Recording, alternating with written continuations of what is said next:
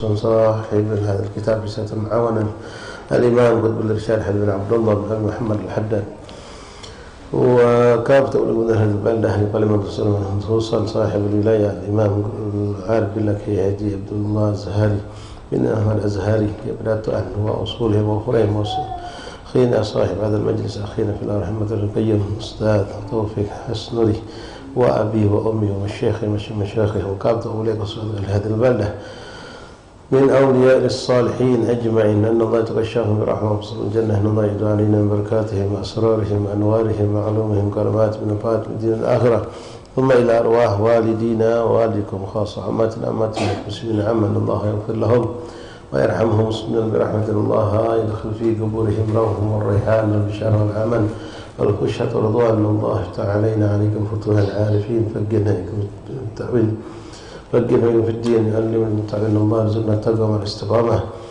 ورزقنا الصحة والعافية والإقامة في طاعة الله ورسول الله يقضي حاجتنا حاجة والدينا حاجة مشايخنا حاجة إخواننا وصلنا أحبابنا من الدنيا والآخرة رزقنا حسن الخاتمة عند الموت الأهل من الصالحات جالبة كل خير دافعة كل شر لنا وللمسلمين وإلى حضرة النبي. فاتحة. أعوذ بالله من الشيطان الرجيم. بسم الله الرحمن الرحيم. الحمد لله رب العالمين الرحمن الرحيم مالك يوم الدين. إياك نعبد وإياك نستعين اهدنا الصراط المستقيم صراط الذين أنعمت عليهم غير المغضوب عليهم ولا الضالين آمين. بسم الله الرحمن الرحيم. الحمد لله رب العالمين حمدا شاكرا حمدا ذاكرا حمدا يوافي نعمه ويكافئ مزيده. يا ربنا لك الحمد كما ينبغي لجلالك الكريم وعظيم سلطانك. اللهم صل وسلم على سيدنا محمد الفاتح لما أغلق والخاتم لما سبق ناصر الحق بالحق والهادي إلى صراطك المستقيم وعلى آله وصحبه حق قدره من الدار العظيم. نوينا التعلم والتعليم والإفادة والاستفادة والنفع والانتفاع تذكر تذكير الحث على التمسك بكتاب الله وسنة الرسل والدعاء إلى الهدى والدلالة على الخير ابتغاء مرضات الله وقربه وثوابه. اللهم أغننا بالعلم وزينا بالحلم أكرمنا بالتقوى جملنا بالعافية يا أرحم الراحمين. اللهم جملنا بالعافية والسلامة حققنا يا ربنا بالتقوى مع الاستقامة وأعدنا من مجيبة ندامه يوم القيامة. يا حافظ احفظنا يا حافظ احفظنا يا حافظ احفظنا وثبتنا مع الثبات. اللهم هذا منك بك وإليك ولا حول ولا قوة إلا بك. وصلى الله على سيدنا محمد وآله وصحبه وسلم. الحمد لله رب العالمين. Ma'asyiral ahbab, ikhwan, hadirin jamaah majlis taklim Raudhatul Ilm rahimani rahimakumullah. Assalamualaikum warahmatullahi wabarakatuh. Alhamdulillah, thumma alhamdulillah, thumma alhamdulillah, lakal hamdu syukra ya rabbana. Bersyukur kita kepada Allah Subhanahu wa taala yang kembali mempertemukan kita di malam hari yang penuh berkah ini setelah kita melewati hari-hari yang begitu penuh dengan keberkahan, mulai dari ayam Ashir awail min syahr Dhul Hijjah, 10 hari pertama bulan Dhul Hijjah yang begitu besar fadail-fadailnya, dan dulu kita telah mengambil bagian dari hari-hari tersebut, dan segala apa yang kita niatkan kita amalkan pada hari-hari tersebut benar-benar mendapatkan ganjaran sesuai dengan apa yang dijanjikan Allah dan dijanjikan oleh baginda Rasulullah sallallahu alaihi wasallam. Kemudian alhamdulillah kita pun diperjumpakan Allah dengan hari Arafah dan Yaumul Aid, dan Allah izinkan kita pun untuk melaksanakan salatul Aid dan bergembira di hari-hari tasyrik, dan semua itu telah kita lewati bersama. Sekarang pun ikhwan kita yang haji sekarang sudah berangsur pulang ke negeri kita. Kita doakan dan semuanya selamat balik ke negeri masing-masing, ke kampung masing-masing, keluarga masing-masing, dan yang terpenting insyaallah haji mereka Allah jadikan haji yang mabrur, sa'i masykur, tijarah lan tabur, dan ada perubahan yang signifikan yang nampak jelas pada diri mereka, terutama perubahan keadaan hati yang menjadi lebih baik, hati yang menjadi lebih lunak, hati yang lebih lembut, dan juga mudah-mudahan secara zahir jawarih mereka pun lebih taat kepada Allah Subhanahu wa taala. Dan di sini kita pun ikhwan dianjurkan untuk mendatangi mereka yang pulang haji itu dengan tujuan mengambil keberkahan. Di antara keberkahan itu bukan maju zam-zam bukan kacang ataupun apa yang hadiah-hadiah itu, tapi yang terpenting adalah doa mereka yang mustajab dan istighfar mereka. Istighfar mereka diijabah karena Rasul telah memberikan jaminan dengan dalam doa Rasulullah mengatakan Allahumma ighfiril hajj wa man yastaghfir lahumul hajj, atau kama qala sallallahu alaihi wasallam, ya Allah ampunilah orang-orang yang berhaji dan orang-orang yang dimintakan ampunan oleh orang-orang yang berhaji. Jadi kita datang minta biar mereka, ya kalau mereka macam Rabbi firlana wa liwalidina, kenal kita, ya Allahumma innaka afuwun karim fa'fu anna, kenal, ya doa-doa yang sifatnya meminta ampunan itu dianjurkan untuk diberikan oleh mereka yang berhaji kepada kita, dan minta doa sama mereka. Jangan lihat siapa mereka sebelum pergi haji, ya, tapi lihat mereka yang sudah pergi haji itu mendapatkan banyak kelebihan dari Allah Subhanahu wa taala, terutama saat mereka berkumpul di padang Arafah. Yang mana seorang yang duduk di padang Arafah, kata Rasulullah SAW, maghfurullah, diampunkan Allah dosa-dosa mereka, bahkan bersih bagaikan bayi yang baru dilahirkan, tak ada dosa. Itu janji Allah pada orang yang berhaji dan hadir di hari Arafah, di padang Arafah. Mudah-mudahan Allah susulkan kita mampu mendapatkan hal-hal yang mulia tersebut, mampu sholat langsung di hadapan Ka'bah, mampu duduk bertawajjuh kepada Allah di padang Arafah, mampu sholat di hadapan Ka'bah, mampu duduk bermunajat di Muzdalifah, di Mina, dan di tempat-tempat yang penuh berkah lainnya. Dan yang terpenting kita diizinkan Allah untuk mampu berziarah kepada baginda Rasulullah SAW, mengucapkan salawat dan salam langsung di hadapan beliau sallallahu alaihi wasallam. Ma'asyiral ahbab, hadirin rahimani rahimakumullah, melanjutkan kembali bacaan kita dari kitab Risalatul Mu'awalah lil Imam Abdullah bin Al-Haddad, masih tentang adab-adab, etika-etika yang disunnahkan untuk kita terapkan. Pada pertemuan yang lalu telah kita bacakan nasihat Imam Al-Haddad agar kita benar-benar menggunakan anggota tubuh ini dengan sebaik-baiknya. Terakhir kita bahas mengenai langkah kaki. Kaki ini jangan sampai salah langkah. Istilah kan, oh ini orang salah langkah. Kalau ada orang tersesat, ya, orang tersesat, berbuat maksiat, kumpul dengan orang yang buruk, ikut kelompok-kelompok buruk, maka kita katakan ini orang salah langkah. Salah istilahnya. Kenapa? Kalau salah langkah pasti efeknya buruk. Ya, kalau itu salah langkah, itu keinjek sesuatu yang berbahaya, nanti kejeblos ke tempat yang buruk. Nah, langkah dalam makna maknawi, makna hissi yaitu langkah, memang langkah berjalan. Ini pun ada hitungannya di sisi Allah Subhanahu wa taala. Karena setiap gerak-gerik tingkah laku kita itu ada hitungan yang akan kita pertanggungjawabkan di hadapan Allah Subhanahu wa taala. Kaki akan menjadi saksi kita di hadapan Allah, kemana kita sering ajak dalam keseharian. Kita boleh bermuhasabah ikhwan setiap hari, yang dari pagi sampai sekarang ni, kemana banyak kita ajak kaki ni. Apa dalam ketaatan, apa dalam suatu hal yang sifatnya mubah saja karena urusan dunia kita, atau na'udzubillah pernah kita ajak ke tempat yang salah, kita gunakan untuk bermaksiat, atau kita gunakan untuk berbuat kezaliman. Ini harus kita jaga kaki kita. Pada pertemuan yang lalu juga sudah ceritakan kepada antum bagaimana sosok seorang wali bin awliyaillah, Al-Imam Al-Habib Muhammad bin Umar bin Murayyid, yang kakinya dipotong, diamputasi karena terjadi pembusukan setelah beliau mengalami suatu insiden, jatuh patah tulangnya, lalu terjadi pembusukan, lalu dipotong. Zaman itu tidak ada bius, tidak ada apa, tapi dengan izin Allah, dengan istighraq, dia tenggelam dalam zikirnya, sehingga ketika kakinya dipotong dia tidak merasakan apapun. Setelah selesai dipotong, sudah rapi, sudah dirapikan galau, baru beliau tersentak sadar, dan baru beliau merasakan rasa sakit itu. Lalu beliau bertanya tentang mana kakiku yang dipotong. Lalu ditampaklah kaki tersebut, kaki, potongan kaki itu. Lalu beliau pun menangis, mencium kaki yang terpotong itu, lalu menangis. Dan orang-orang menyangka dia nangis karena kehilangan kaki, tapi tidak. Nangisnya apa? Nangis bangga, nangis terharu. Dia ngomong, aku nangis bukan karena kaki aku terpotong, ini sudah ketentuan Allah, dan inilah yang terbaik. Kalau kakiku sudah dipotong, akan menjalar pembusukan itu, tapi aku menangis karena aku bangga.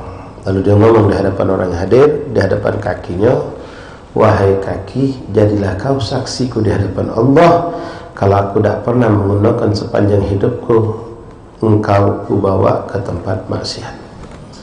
Jadilah kau saksi aku di hadapan Allah kalau aku tidak pernah menggunakan kau untuk bermaksiat. kaki kita wallahu a'lam. Mudah-mudahan lebih banyak menuju ke tempat yang baik. Ya, kalau antum mengingatkan Allah, sering ke masjid, sering ke musholla, sering pergi ke majlis taklim, mudah-mudahan kaki kita jadi saksi kita dalam ketaatan. Dan tidak harus nunggu keluar rumah, di dalam rumah pun jadikanlah saksi kita di hadapan Allah, sering-sering berdiri menghadap kiblat, baca, sholat, kaki pun menjadi tumpuan kita ketika sholat. Ketika berdiri kaki ikut, ketika kita rukuk kaki ikut, ketika kita duduk kaki ikut, ketika kita sujud pun kaki ikut menjadi saksi. Semua tubuh kita menjadi saksi. Mudah-mudahan itu bisa menjadikan kaki kita membawa kita ke jalan Allah. Ma'asyiral ahbab rahimani rahimakumullah. Kita lanjutkan nasihat Imam Abdullah bin Alwi Al-Haddad. Bismillahirrahmanirrahim. Alhamdulillahirabbil alamin. Allahumma shalli wa sallim ala sayyidina Muhammad wa ala ali sayyidina Muhammad. Kemarin Allah Haddad mengatakan kepada kita, kalau kau berjalan janganlah kau berjalan seperti orang-orang yang sombong, tapi banyaklah menundukkan pandanganmu ke bumi, bertafakkur, melihat dan turut jalanlah seperti yang diajarkan Rasulullah ketika berjalan, ka'annahu yanhathu min sabab. Jadi Rasulullah kalau berjalan tuh macam mau turun dari ketinggian. Tep. Maksudnya apa? Mantap. Jalan tuh mantap. Kalau ente berjalan menuju suatu tempat yang memang ente sudah pastikan tujuan ente kemana, ente tidak bakal jalan tuh jiwa tuh ngambang. Pasti tujuan tep cepat kita menuju ke tempat. Tapi kalau ente keluar dari rumah tidak tahu nak kemana, ya betul dari rumah ketemu kawan jual, kemana jual? Ada gawe. Nah, ada gawe ini nggak cepat, ya. Ada mimpit di kanan langsung belok kanan, mimpit ke kiri belok ke kiri. Jalannya tidak mantap. Ya, kalau orang yang memang ada tujuan, jalannya mantap. Bergegas, bukan terburu-buru, bergegas. Itu jalannya Rasulullah SAW. Tidak pernah nampak itu jalan seperti ujung Palembang itu kelemah, tidak mantap, gagah seperti tentara. Diumpamakan seperti orang yang turun dari ketinggian. Kalau kita turun dari sesuatu yang tinggi, tidak mungkin kita tidak mantap, pasti tap mantap kaki kita. Wahakala. Terus kita lanjut ikhwan rahimakumullah. وعليك إذا جلست بالتحفظ على عوراتك واجلس مستقبلا القبلة على هيئة الخشوع والوقار ولا تكثر الاضطراب والتحرك والقيام من مجلسك وإياك والإكثار من الحك والتنطيط والتجشي والتثاؤب في وجوه الناس وإذا أخذك التثاؤب فضع يدك اليسرى على فيك وإياك وكثرة الضحكة فإنه يميت القلب. أعوذ بالله. وإن استطاع أن تجعل ضحكا تبسم فافعل ولا تقم من مجلسك حتى تقول سبحانك اللهم وبحمدك أشهد أن لا إله إلا أنت أستغفرك وأتوب إليك فقد ورد أن من قال ذلك غفر له ما كان في مجلسه. Ini juga sering kita baca kemarin ya. Jadi adab kita duduk ketika duduk bersama orang. Di sini Allah Taala mengatakan wa alaika idza jalasta bi tahaffuz ala aurat. Kalau kita nak duduk nak tegak ikhwan, jaga aurat kita. Kadang-kadang minta maaf, sebagian kita yang bersarung ini, bersewet ini, kadang-kadang bersewet tapi mungkin celana pendek, tidak pakai sontok panjang. Kalau duduk di motor kibas, terjingok pahanya. Kalau duduk bergeser, kejingan kadang auratnya. Termasuk juga yang pakai sepan. Ya, kemarin kami tengok banyak orang-orang yang lalai dalam hal ini. Pakai sepan, dia pakai baju kaos, ketika dia duduk, nonggit dikit, aurat belakangnya kejingan. Ya, kalau di luar sholat haram hukumnya. Kalau dalam sholat batal sholatnya. Jadi hati-hati, aurat jangan sampai terlihat. Ya. Wajlis mustaqbilan al-qiblah. Kalau kau mampu duduk dalam satu tempat duduk menghadap kiblat, maka lakukan. Kalau memang mungkin. Ya, karena menghadap kiblat itu tidak nunggu kita beribadah. Memang abdullah setiap ibadah dilakukan menghadap kiblat. Yang menjadi syarat ibadah menghadap kiblat adalah sholat. Tapi di luar sholat kita pun dianjurkan, disunnahkan menghadap kiblat. Kalau sholat hukumnya wajib, namun ada beberapa hal yang sunnah kita menghadap kiblat. Di antaranya kapanpun, dimanapun, saat apapun kalau kita membaca Quran, tilawatil Quran disunnahkan menghadap kiblat. Illa kecuali dalam halaqah tadarusan Quran, kita tidak bisa menghadap kiblat galon. Ada boleh yang dapat pas menghadap kiblat, ada yang menghadap barat, timur, utara, selatan, muter. Itu memang sudah terjadi dari zaman Rasulullah SAW. Kemudian ketika seorang guru menghadap muridnya, ya, memimpin zikir atau Quran, dia menghadap murid, mungkin muridnya menghadap kiblat, Dia membelakangi kiblat itu pun sudah ada dari zaman Rasulullah SAW. Tapi kalau tidak dalam kondisi-kondisi seperti tadi, maka jangan. Ya, kita kadang-kadang lihat ada orang tua-tua, maklum orang tua, ambil Quran, kiblat sana. Habis solat, bubar ambil Quran, nyendai dari situ. Nah, tahan tak ngadap kiblat, kiblat sana dia ngadap ke sana. Nah, boleh tak baca Quran itu boleh, tapi adabnya kurang, akhlaknya kurang. Bukan hanya tilawah Quran, baca zikir pun sama, salawat sama, tasbih, tahmid, tahlil, apapun disunahkan kita ngadap kiblat.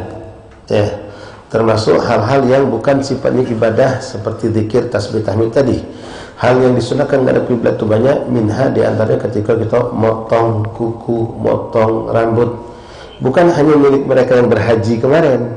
Kalau yang berhaji kemarin, ya, kalau antum mungkin pengalaman pernah haji atau umroh, ketika kita melakukan halak atau taksir, nyukur rambut atau mengunting rambut sebagai tahallul kita dari selesainya ihram, selesainya umroh atau haji, namanya itu tahallul awal dengan cara motong rambut. Itu disunahkan ngadap kiblat.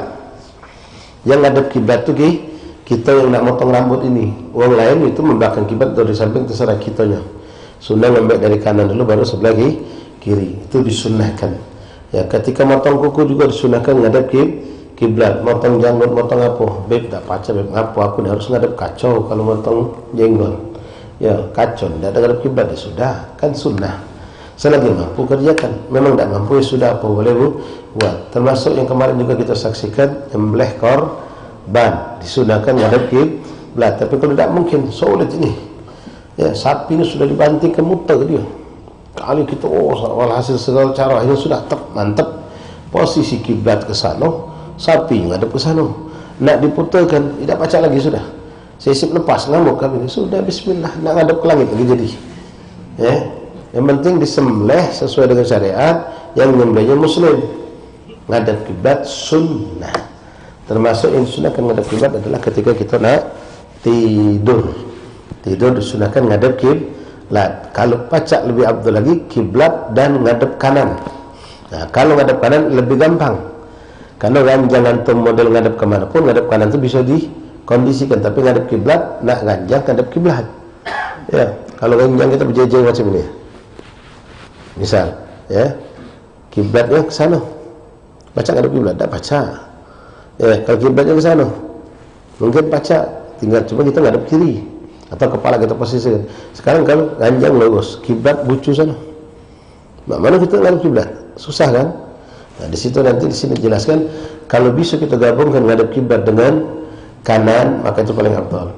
Kalau tidak bisa, antara harus milih ngadap kanan tapi tidak ngadap kiblat tapi tidak ke kanan, maka ngadap kanan lebih afdal. Sunnahnya aslinya ngadap ke kanan. Kalau bisa ngadap kiblat itu lebih sempurna. Jadi banyak hal kita disunahkan ngadap kiblat itu. Ya, dalam segala kebaikan disunahkan ngadap kiblat. Mustaqbilan lil qiblah ala hayatil khusyuk wal waghar. Ini terutama kalau kita duduk di majlis zikir ya, dengan keadaan hati yang hadir, waghar tadi tenang, tak banyak goyang-goyang, tak banyak bergerak. Ya, kecuali kalau bawaan zikir. Ya, kalau bawaan zikir memang macam rutib saman atau rutib lain yang mungkin goyang kepala, ya, gerang badan, bahkan tariqah itu macam-macam. Naksabandi itu lain lagi, ya, Ahmad Idris Ar-Rifai itu sambil tegak, cak nguruk tegak lagi. Ya, kalau antum lihat di Turki itu, di Qatar seperti itu mereka macam-macam gerakan-gerakan itu. Ya, itu memang asli, bukan dibuat-buat. Nah, ada yang orang cuma melo-melo, ada yang memang itu bawaan dari gerakan hati yang menimbulkan hanya gerakan badan itu muncul, namanya wajid dalam bahasa Arab, ya, tawajjud, bergerak, bergoncang. Kalau kita ini kan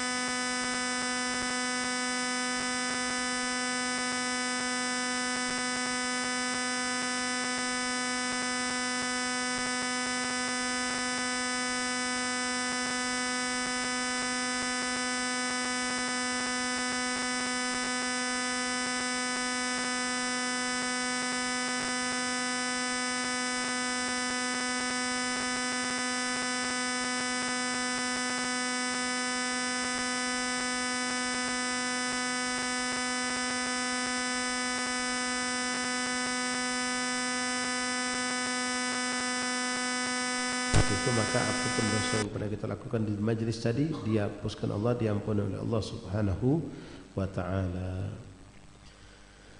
La ilaha illallah Muhammad Rasulullah SAW. Sekarang ikhwan, Imam Al-Haddad mengajarkan kita tentang adab, etika, sunnah ketika nak tidur. Mudah-mudahan ini amalan sudah biasa kita gawe tiap hari. Tidur di sini, tidur kapan pun. Lebih ditekankan ketika tidur di malam hari. Termasuk kan ada sebagian kita punya jadwal tidur siang. Ya macam kami di pondok, ustaz-ustaz itu biasanya kalau memang yang Allah SWT mereka ibadah malam, dakwah, ya mereka mengambil bagian qailulah, tidur sunnah, tidur di pagi hari sebentar, atau ba'da zuhur, tidur sebentar. Nah itu qailulah sunnah Rasulullah untuk membantu kita biar gampang bangun malam. Sunnah qailulah nama tidur.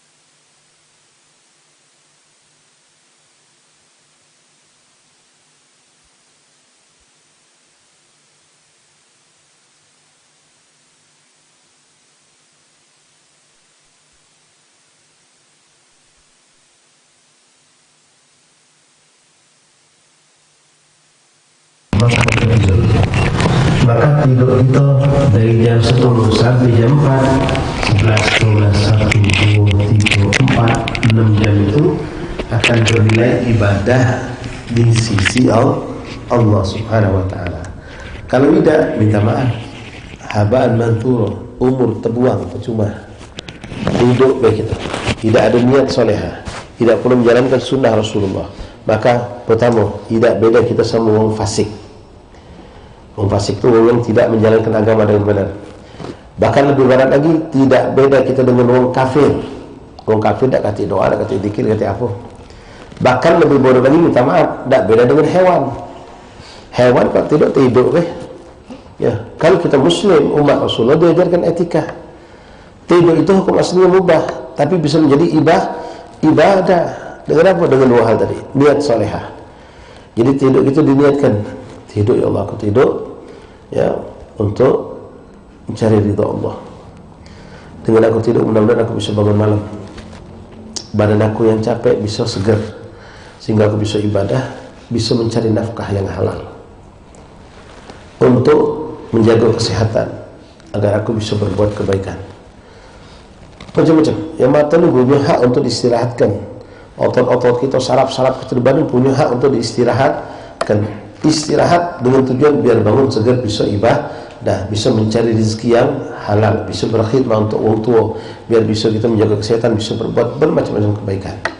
Maka niat itu menjadikan tidur kita ibadah. Nah, lebih lagi dengan apa? Praktekkan sunnah Rasulullah ketika tidur.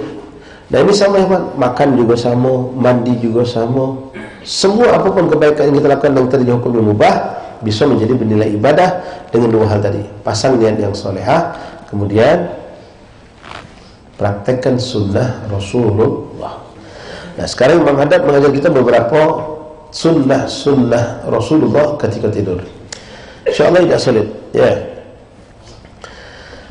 InsyaAllah kita lihatkan, kita amalkan ya. Bagi yang belum tahu, baru dapat malam ini diamalkan ya. Kalau memang kita sudah tahu, alhamdulillah istiqomahkan. Wa idza aradta an-nawma fattaji' ala janbika al-ayman mustaqbil al-qiblah taiban min jami' adh-dhunub aziman ala qiyam al-lail. Kalau kau hendak tidur, kata Abdullah Al-Haddad, ini untuk membedakan kita sama orang yang fasik, untuk membedakan kita tidur sama orang kafir, bahkan lebih jauh lagi membedakan kita yang manusia mukmin muslim berbeda dengan hewan. Kenapa? Semua makhluk Allah ini tidur galau, tapi tidur kita sebagai muslim mukmin umat Rasulullah akan menjadi ibadah. Jadi kalau kita yang ini kan, kita tidak akan pernah mengingkari atau merasa aneh, merasa berat ketika mendengar firman Allah, wa ma khalaqtul jinna wal insa illa liya'budun. Tidaklah aku ciptakan jin dan manusia kecuali untuk beribadah kepadaku. Ada orang pikirannya terlalu sempit, mendengar ayat ini langsung berprotes. Kalau kita ciptakan cuma untuk ibadah, kapan kita nak senang di dunia? Kapan kita nak makan? Kita butuh nyari duit, kita butuh panjang dia. Nah, ini orang dangkal pikirannya. Ibadah tidak harus ritual ngadap kiblat, baca zikir, baca Quran. Termasuk tidur kita bisa nilai ibadah. Nyari duit itu juga bisa nilai ibadah. Makan, minum, tidur, olahraga semua bisa jadi nilai ibadah. Dengan jalan apa? Niatkan niat solehah, jalankan sesuai dengan syariat Allah.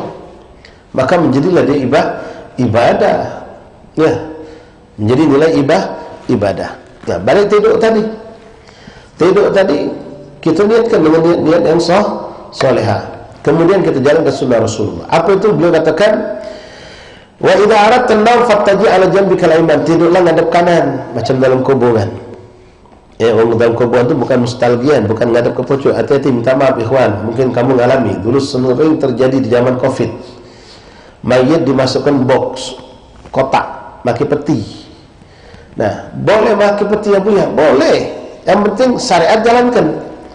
Apa itu? Kalau dalam peti tadi itu macam ini mayat, di kepala mayat ini, macam ini posisinya, melanggar syariat. Ya.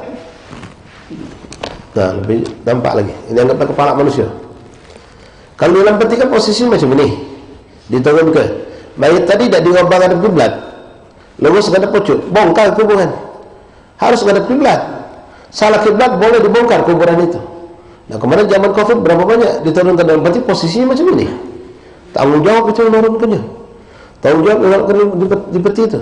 Tapi kalau di peti itu sudah diluruskan dari pojok tu lah, sebelum diturunkan tu, kita pasanglah sudah, ngadapkan ke kanan, untuk ganjal, bantal segala macam. Dia pas masuk ke liang lahat, dia ngadap kiblat, ngadap kanan. Ngadap kanan dan ngadap kiblat, seperti itulah dalam kuburan. Faham tak? Ya. Nah, kalau dia ngadap sini, baru sah. Imam kita di pojok peti, dia belum turun ke kita rapikan, atau di bawah. Kalau di bawah kan mungkin repot, nak turunkan, nak buka peti. Biasanya peti kalau sudah turun, tidak dibuka lagi kan. Jadi dari pojok itulah. Nah, ini harus kamu perhatikan. Boleh jadi kita ngalami. Ada saudara kita meninggal kecelakaan ataupun di Jawa, di mana dikirim mayatnya ke sini pakai peti. Lalu mungkin karena keadaan kondisi bla bla bla bla, dianjurkan untuk tidak dibongkar lagi, tidak dibuka lagi. Sudah disolatkan, sudah dimandikan dari sana. Misal, tinggal nomor pastikan dulu ngadap kiblat tak. Ya, ini kalau kita bicara tentang bab jenazah. Nah, sekarang sebelum kita masuk kubur, kita suruh Rasulullah untuk ingat kematian. Sebelum kita mati diingatkan tentang kematian. Bagaimana itu? Posisi duduk, posisi tidur seperti orang meninggal. Ngadap kiblat sebelah kanan. Itu. Tadi sudah disampaikan, kalau memang tidak memungkinkan ngadap kiblat plus sebelah kanan, maka kita tetapkan soal tidurnya kita ngadap kanan. Macam contoh di Palembang kebanyakan kiblat itu membucu. Cak kita di sini, daerah sini, sana kan. Sementara ranjang kita macam ini, atau ranjang kita posisi macam ini. Kita nak ngadap kiblat sulit. Ya tak apa-apa, lepas sunnah satu ngadap kiblat lepas, tapi sunnah ngadap kanan jangan lepas. Pastikan sunnah kita ngadap ke kanan itu. Kemudian itu ya, dari posisi tidur kita sudah diingatkan tentang kematian. Kemudian doanya pun juga mengingatkan kita mati. Bismika Allahumma ahya wa bismika amut. Dengan menyebut nama Allah aku hidup, dan dengan menyebut nama aku akan mati. Diingatkan lagi kematian kita. Tapi subhanallah kadang-kadang tidak ngeh kita. Lalu jadikanlah engkau, kata Al-Haddad, ketika tidur sebelum terbejam mata, kau sudah bertaubat kepada Allah. Taiban jami'ud dzunub min jami'id dzunub, bertaubat atas segala dosa. Jadi kita muhasabah ni setiap macam, maaf ya ikhwan, antum yang mungkin punya warung, ya punya kios minyak, punya kios galon banyu isi barangkali, atau restoran atau pempek atau apalah. Pas nak nutup, ngitung nanti harus sisa berapa pempek telur, pempek tahu berapa. Ya, dihitung, dihisap. Oh, berarti ada untung sekian. No, hilang sekian. Tahu gitu. Nah, kita juga disunahkan muhasabah setiap hari. Muhasabah, jangan mikirkan amal soleh kita, muhasabah dosanya kita. Baik itu yang hubungannya dengan Allah, apalagi na'udzubillah yang sifatnya tabiat dosa sama manusia. Hati-hati ikhwan. Ya, sebelum tidur banyak orang soleh tidak bisa tidur kecuali teringat dulu, kalau dia sudah yakin pasti tidak ada berbuat dosa sama manusia manapun, maka mereka bisa tidur nyenyak. Tapi kalau mereka malam itu ngeras, ya Allah, tadi pagi aku dah sengaja, apalagi sengaja yang melakukan suatu kesalahan pada orang itu, dia tidak bisa tidur, gelisah dan berharap, pertama nangis minta kepada Allah panjang umur, kedua ingin cepat pagi itu muncul. Untuk apa? Untuk mendatangi orang yang dia zalimi atau dia tidak sengaja melakukan kesalahan, untuk minta maaf dan minta ridha. Itu orang-orang soleh. Kemudian orang soleh itu setiap dia nak tidur, dia memaafkan semua orang yang pernah berbuat dosa sama dia, buat salah hari itu. Baik dia tahu ataupun dia tidak tahu, mungkin ada orang menghibah dia, namimah dia atau apa, dia tidak tahu, tapi dia maaf segala. Atau orang yang benar-benar tadi pagi menzalimi dia, mengganggu dia, mencaci dia, mengambil hak miliknya, dia halalkan, dia didakwakannya. Inilah ahli syurga. Ahli syurga yang membersihkan, tidak pengen ada sangkutan dengan manusia. Kemudian sama Allah jelas dosa dan sakit sama Allah kita tutup dengan istighfar, dengan taubat. Nah, disunahkan istighfar, ikhwan. Istighfar, taubat, minta ampun sama Allah. Kemudian aziman ala qiyamil lail, bertekad untuk bangun malam, niat ya Allah, tidur aku ya Allah, mudah-mudahan bangun segera untuk bisa sholat tahajud, biar baca ke masjid, sholat berjamaah dan seterusnya. Nah, kita wujudkan aziman ini, tekad itu, ikhwan, dengan apa? Cari fasilitas, cari wasilah untuk bisa bangun malam. Di antaranya ente punya HP, ada alarm pasang, ada jam beker pasang.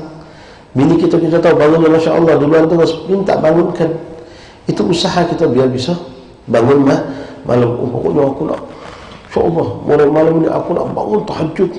Azan subuh jam 4.40, jam 3 aku bangun. Kaget dulu jam 3, main tahajud tak pernah, bangun malam tak pernah. Azan 4.40 nak bangun 3. Kalau macam mulai guys semayang, ya, jangan muluk-muluk. Azan subuh 4.40, kalau baru nak mulai 4.10 bangun jadilah. Ambil waktu 4 jam jadilah, setengah jam jadilah. Goyo kaget ikhwan. Ya mutadarrij, bertahap. Nak memulai sesuatu itu bertahap, jangan langsung meloncat. Langsung bangun jam 3. Iya, hari pertama, kedua, hari ketiga lewat, subuh pun lewat. Pelan-pelan. Adzan 4.40. Kalau setengah jam berarti 4:10. Bangun.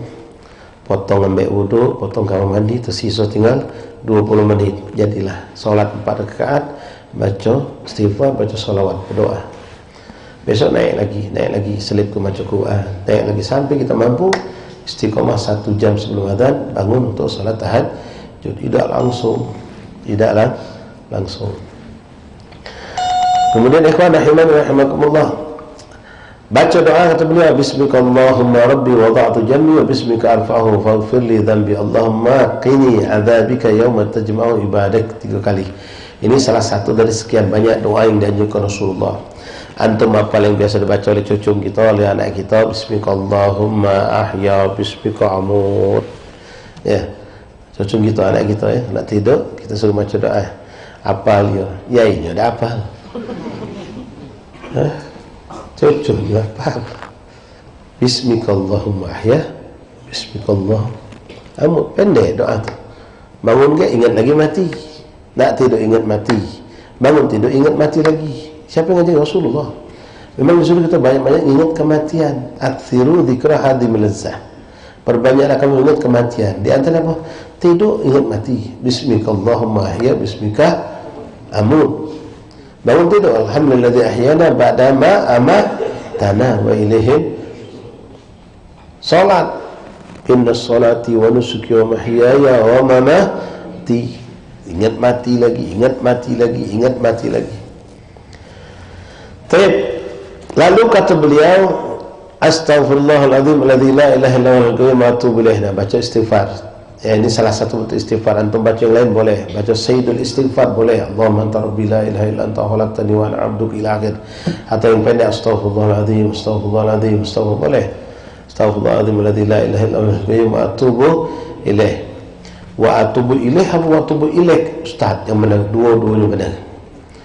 Dua-duanya benar. Astaghfirullahaladzim alladzi la ilaha illa huwal hayyul qayyum wa atubu ilaih.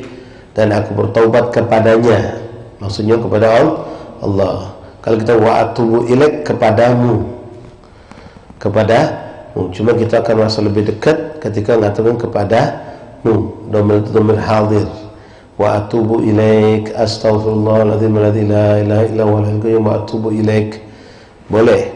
Wa atubu ilaih juga boleh. Jangan saling salah. Itu sikap benar, sikap tak salah. Ya. Kita baca istighfar. Wa qul subhanallah 33, alhamdulillah 33, Allahu akbar 33. Lalu termasuk sunnah ikhwan yang gampang untuk kita lakukan sebelum tidur, baca seperti kita habis salat 5 waktu. Subhanallah, subhanallah, subhanallah, subhanallah, subhanallah 33, alhamdulillah 33, Allahu akbar 33, lalu tutup jadi ke-100, Allahu akbar kabir, alhamdulillah katsir, subhanallah wa tawasi. Nah, itu sunnah. Gampang kan? Tidak sulit kan? Nah. Kemudian walum naum azkar ghair hadhihi fala taghfal anha. Dan banyak lagi zikir-zikir itu ketika nak tidur, kata beliau, di antaranya baca ayat kursi. Ya, nak tidur baca ayat kursi. Dan yang terpenting, jangan tidur kecuali punya wudu. Sunnah nak tidur itu punya wudu. Kalau kita ni masih punya wudu, apa kita harus wudu lagi? Di situ ulama mengatakan asli maksud hadaf itu adalah punya wudu. Ketika ente sudah punya wudu dari solat isya yang belum batal, silakan tidur tanpa berwudu lagi. Tapi afdalnya tajdidul wudu, mengulangi wudu sebelum tidur. Itu lebih afdal. Nak lebih afdal lagi, habis wudu solat sunnah, sunnah wudu baru tidur. Jadi kalau kita kebetulan capek, letih, ngantuk, nak wudu lagi tersungkan nian, masih punya wudu, silakan tidur tanpa mengulangi wudu baru. Selagi kita masih ngerasa punya wudu. Tapi aneh bibi, ngapa kan tidur kan batal ke wudu, kita berwudu. Aneh tak? Ente punya wudu, tahan berwudu, tidur, begitu lep tertidur, batal wudu ente. Jadi untuk apa wudu? Untuk apa?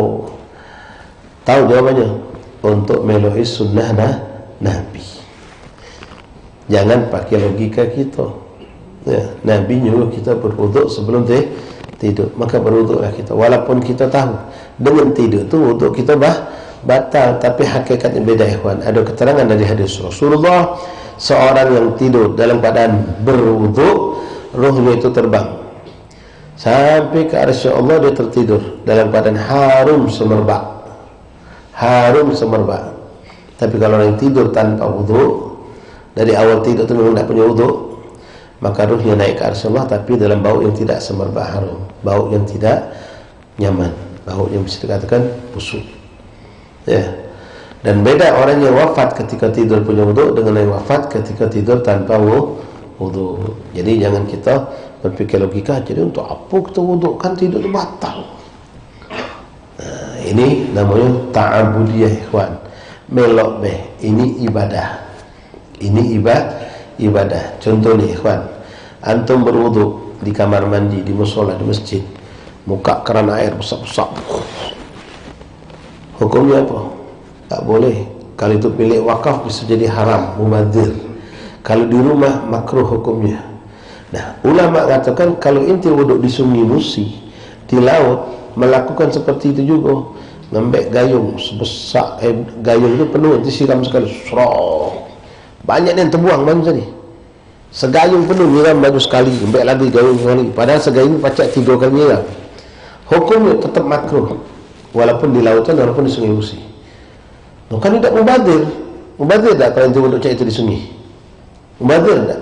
Tidak. Kalau itu solat berwudu seperti itu di kolam renang, mubadzir tak? Tidak. Tapi ini masalah bukan masalah mubadzir, dan tidak saja. Ini masalah ta'abudiyah, mengajarkan kita etika dalam beribadah. Etika dalam beribadah. Wahakadha. Kemudian disunahkan juga ikhwan, setelah baca ayat kursi, disunahkan baca akhir surah Al-Baqarah.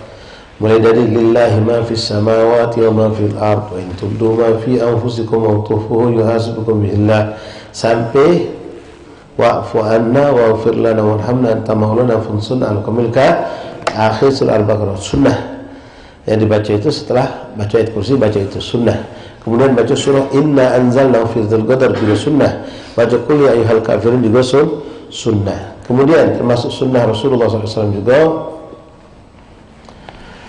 yaitu kita ambil tangan kita baca surah Al-Ikhlas wal Mu'awwizatain. Bismillahirrahmanirrahim. Qul huwallahu ahad, Allahus samad, lam yalid walam yulad, walam yakul lahu kufuwan ahad. Bismillah. Dalam anjuran ada ulama mengatakan 3 kali, ada yang mengatakan sekali-sekali. Setelah itu qul falaq, setelah qul a'udzu birabbin nas. Ini hadis Rasulullah, dan bahkan dalam riwayat Nabi tidak meninggalkan walaupun dalam keadaan beliau sudah akhir hayatnya. Ketika beliau sudah tidak mampu melakukan, beliau minta keluarga yang terdekat untuk melakukan untuk beliau. Setelah baca 3 kali tadi, dia bukan yanfu. Itu. Lalu gosoklah mulai dari kepala, ke muka, ke badan, seluruh tubuh, mampu tangan mencapai bagian belakang, pantat, depan, kelangkangan, kaki ujung dilakukan itu. Nah, yang mengatakan sekali tadi, ada yang ngomong sekali baik, ada yang mengatakan lakukan 3 kali, ada yang mengatakan sekali tapi bacanya 3 kali. Dan ini sunnah Rasulullah SAW. Kalau antum punya anak kecil, antum yang lakukan untuk anak antum. Anak kita masih kecil tidak paham, bayi misalnya, atau masih kecil, kita yang ngawin kita baca ke usap ke kepala, yang ke badannya, macam kita melulu bedak ke budak tadi. Itu juga termasuk sunnah Rasulullah SAW. Termasuk sunnah juga pakai siwak. Ketika nak tidur pakai bangun tidur juga pakai siwak. Wala tanam illa ala taharah wal ya'khudhuka an-nawm wa anta ala dzikrillah. Dan pastikan kita tidur dalam keadaan zikir, ingat kepada Allah. Nah, cuma zikir ini kalau kalau sudah ngantuk berat, jangan dengan zikir yang seperti misal la ilaha illallah. Itu sudah kalau nih kuliah sudah, alhamdulillah sudah, ayat kursi sudah, akhir surah Al-Baqarah sudah kalau jadi orang ya baca istighfar, astagfirullah, atau subhanallah, atau salawat kepada Rasulullah, atau ya Allah sampai terjemah. Kalau la ilaha illallah, ulama ngajar ke jangan. Takutnya pas dia mengucap la ilaha illallah, la ilaha illallah, la ilaha tidak. Artinya tiada Tuhan, tidak. Belum selesai kalimatnya. Jadi Abdullah jangan cari yang singkat pendek ya. Allah, atau sallallahu alaihi Muhammad sallallahu alaihi wasallam. Astagfirullah. Terus bahasa sampai terjemah mata kita, tertutup mulut kita. Hakadha. Wala tata'awwad an-nawm 'ala al-farash al-wati'ah. Fad'u kadzalika ila kathatil nawm wa tarkul qiyam al-lail fa ya'dhamu huznaka wa tahassuruka idza ra'aita ma 'ada Allah. Ini yang kita cari, tapi dihindari. Apa itu? Jangan biasakan tidur di tempat yang empuk. Kasur nak belaga, tidur tu mah tak biasa, tidak boleh lihat tu. Lihat tengok duduk ini. Saya cukup macam itu. Nak kasur nak empuk dia, yang mahal dia. Padahal mimpi je sama baik. Iya. Kalau tidur di kasur empuk, mimpi nikmat, masuk rumah mewah, makan lemak, tidak. Kalau nanti lagi punya hutang, mimpi saya juga. Boleh kerja uang hutang, mimpi buruk pasti. Tapi kalau nanti kata hutang, dapat bau gajian pula, buku tidur di papan, nanti mimpi indah pasti. Hutang kata, bayaran budak sekolah sudah, rumah sudah dibayar, motor sudah lunas, gajian, bulan ke-13 pula gajian. Bukulah tidur pucuk becak, nanti tidur nyenyak, mimpi bagus. Karena kata beban. Apalagi ditambah dengan menjalankan sunnah Rasulullah. Wallahu a'lam bishawab. Sampai di sini ikhwan. Insyaallah pada usaha kafir kita lanjutkan pada pertemuan 2 minggu yang akan datang biidznillah subhanahu wa ta'ala. Sampai jumpa tahun depan insyaallah. Tahun depan kalau ada majlis seridak kabari. Karena 1 Muharram itu jatuh hari Jumat depan. Malam 1 Muharram hari Jumat.